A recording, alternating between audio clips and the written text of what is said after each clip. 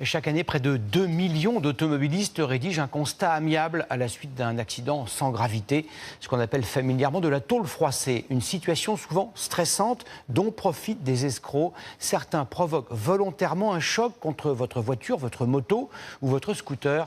Charles Divot, Vincent Lameau et Florence Couturon vous racontent la suite. La scène se déroule aux États-Unis. Une voiture freine brusquement avant quelques secondes plus tard d'enclencher la marche arrière. Ah mon Dieu, qu'est-ce qu'il fait? Pour emboutir la voiture derrière elle.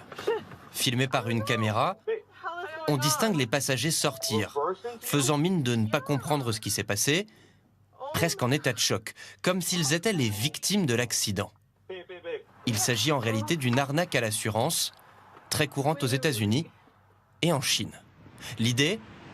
Simuler une collision, puis mettre la pression sur le conducteur pour qu'il signe le constat, assumant tous les torts. De quoi obtenir une grosse indemnisation. Alors que cette fraude fait de plus en plus de victimes en France, plusieurs assureurs tirent la sonnette d'alarme. Pour les assureurs, la conséquence, c'est d'avoir à payer des sinistres non dus ou totalement exagérés. Car difficile pour la victime de prouver sa bonne foi. Et c'est bien là-dessus que les fraudeurs misent. Voilà pourquoi ce chauffeur de taxi a pris les devants. Sa voiture équipée de 3 caméras filme dès qu'il est sur la route. Une fois, je me suis arrêté à un passage piéton et un véhicule m'a rentré dedans. La personne était au téléphone. Donc ça m'a bien servi pour les assurances. En clair, il a pu prouver qu'il n'était pas en tort dans ce simple accident de la route. Dans le cadre d'une fraude à l'assurance, ce genre de caméra s'avère très utile, car les conséquences pour la victime sont plus graves qu'un simple malus.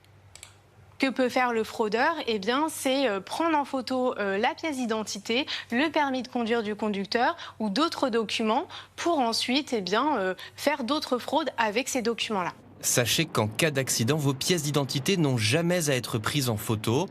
En cas de désaccord, vous pouvez toujours faire appel à la police avant de remplir un constat.